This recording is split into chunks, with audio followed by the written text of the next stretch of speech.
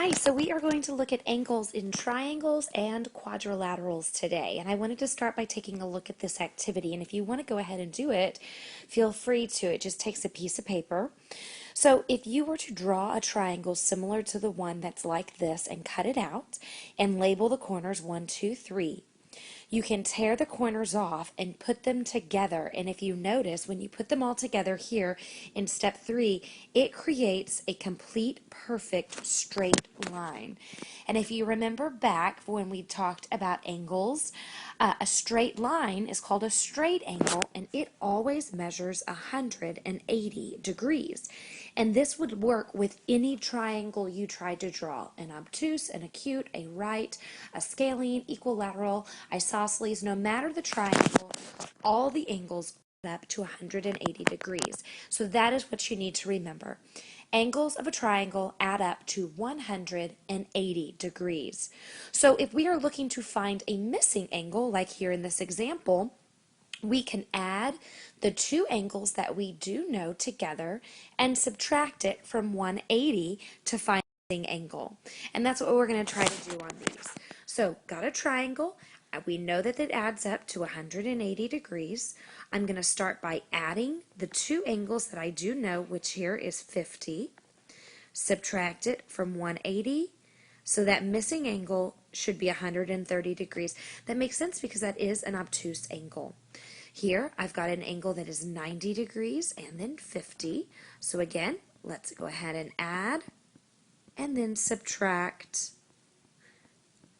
So my missing angle here was 40 degrees.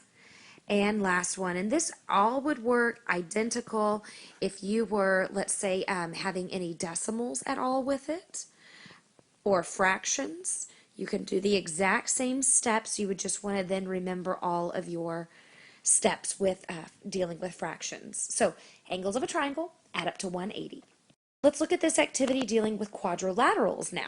So in this activity, we took these quadrilaterals. These are actually just building blocks, pattern blocks. I'm sure y'all might remember playing with these back in elementary school. If you were to use your protractor and measure the angle of each of these, your table would look something like this. You would have all your different missing angles, like quadrilateral number 1, it's a square, so we would have 90, 90, 90, 90. That adds up to 360. Here, for example, number 2, we had 120, 60, 120. 60 again adds up to 360. So what can we account for? That would be that all quadrilaterals add up to 360. The angles add up to 360.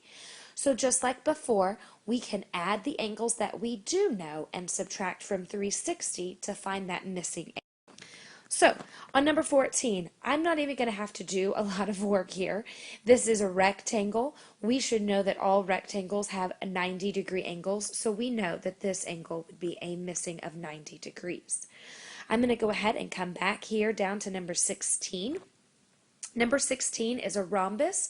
We talked about a rhombus a long time ago dealing with polygons. And the nice thing about a rhombus is the opposite angles are always the same. So here I've got 55, this is 55, this is 115, therefore that must be 115. So that was my missing angle. For this angle, this is a trapezoid. It's not a regular or an isosceles trapezoid. So what I'm going to do is I'm going to take my 54, my 116, and my 57 and add them all up, and then I will end up subtracting whatever number I get from 360. So let's go ahead and add all of these up. That would be 17, 10, 11, 12. So I've got 327. I'm sorry, 227. There we go. That something seemed wrong there. All right. And now we just subtract. So 133 degrees is my missing angle.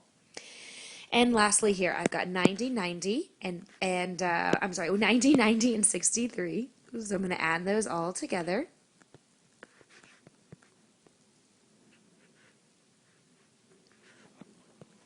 And lastly is to subtract that from 360.